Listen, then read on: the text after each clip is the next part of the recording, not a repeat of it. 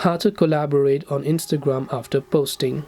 Hey everyone, welcome back to our channel. In this video I will guide you on how you can collaborate on Instagram after posting, so make sure to watch the video till the end. In order to collaborate on Instagram after posting it, first of all, let's say that you happen to post something but then you forgot to invite the collaborator, right? So you open it up and then there are no collaborators.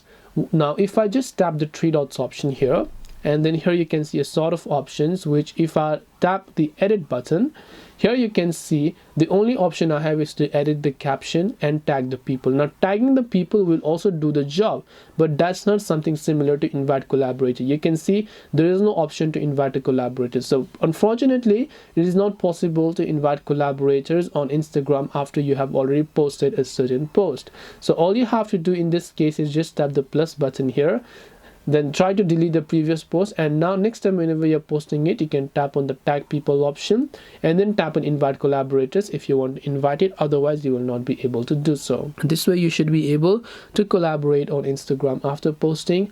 Hope this video was helpful. If you have any questions, feel free to leave them down. Thank you very much for watching till the end, and see you soon in our next video.